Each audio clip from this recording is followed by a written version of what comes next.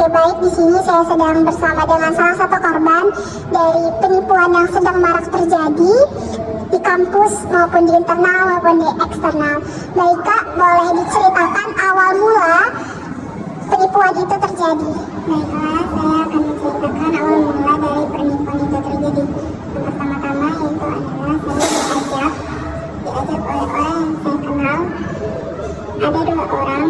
Yang pertama yaitu kakak dari perempuan, dan salah satunya juga ada kakak laki-laki, yaitu kakak tingkat, kakak atau kating, dan dia itu satu organisasi dengan saya.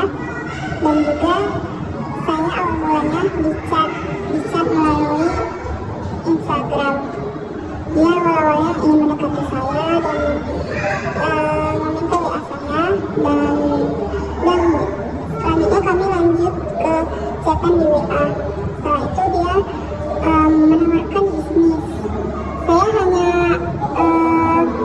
ingin tahu bagaimana sistem kerja bisnis itu, namun dia mengajak saya untuk salah satu pertemuan, yaitu kafe.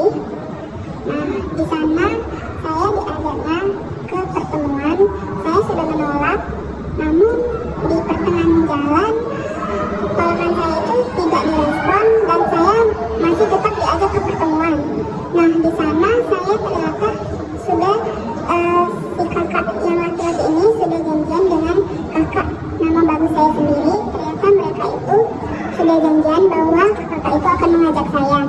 Nah, di pertemuan itu saya dipertemukan dengan mentor-mentornya, dan juga di parkiran, datang ke kafe itu di parkiran, kakak laki-laki itu bilang kalau saya harus sopan dengan mentor-mentornya, dan saya menurutinya. Dan selanjutnya itu dijelaskan bagaimana sistem bisnis itu, dan di saat itu juga HP saya dipegang oleh kakak laki-laki yang mengajak saya. Dan selanjutnya saya diajak ngobrol sama kakak yang nama bagus saya, kakak saya sendiri. Dan selanjutnya yaitu dia memoto KTP saya, meminta KTP saya, katanya kalau ingin gabung kita cek dulu aja limit dari pinjol. Nah, selanjutnya saya kasih KTP saya mau berpikiran negatif, tapi waktu itu nggak bisa karena mereka itu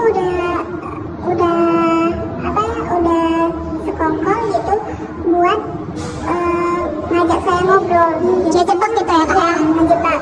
Jadi saya nggak bisa kepikiran dengan hal itu. Saya diajak ngobrol sama kakak nama baik saya.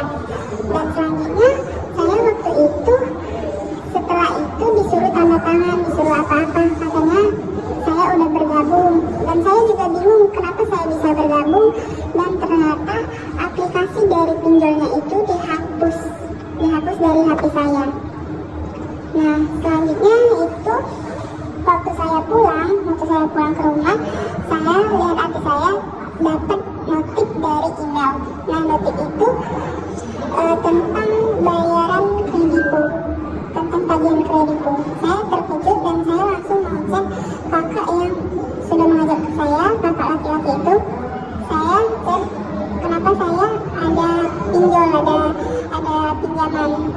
Terus dia bilang dia untuk menenangkan saya, dia nelpon saya tiap malam buat saya gak kepikiran negatif. Nah, selanjutnya saya diajak oleh kakak, karena saya tetanggaan dengan kakak nama baik saya. Selanjutnya setiap hari saya diajak ke pertemuan itu, ke kafe itu, buat katanya nafas dari bisnis itu adalah pertemuan. Makanya saya selalu diajak ke pertemuan itu setiap hari, sampai itu pulangnya sampai jam 11 sampai jam 12. Nah, itu saya merasa kurang nyaman, dan juga akhir-akhir ini saya memutuskan untuk Menyelesaikan itu ya? Ya, menyelesaikan itu dengan membayar pinjol itu dengan uang pribadi saya, karena saya pikir-pikir itu tidak ada manfaatnya, dan 90% itu tuh kebanyakan rugi. Karena kenapa?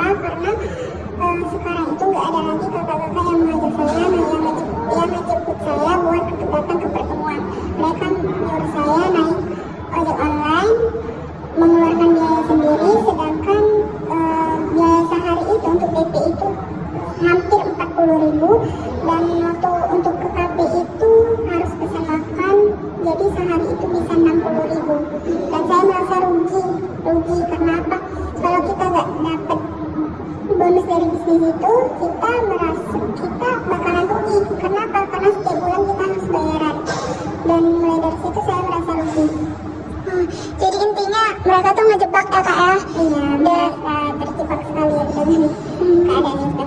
Mungkin kasih harapan ya kak untuk terakhirnya, harapan biarin korban-korban lain itu nggak ada yang jadi korban gitu. Ya, harapan saya untuk selanjutnya untuk adik-adik yang baru lulus si mama yang akan PKKMB, menurut saya harapan saya jangan pernah tergiur dan jangan pernah tergiur dengan ajakan-ajakan yang modus-modus seperti itu, karena saya sudah mengalami, saya menjadi korban. Walaupun itu adalah orang yang paling dekat dengan kita, walaupun itu adalah kakak dari nama bagus kita sendiri, karena kita baik ke orang itu boleh, tapi jangan terlalu baik, karena bisa saja di baiknya kita itu bisa dimanfaatkan orang lain. Oke, terima kasih ya kak sudah berbagi kisah dengan kami. Semoga ada manfaatnya.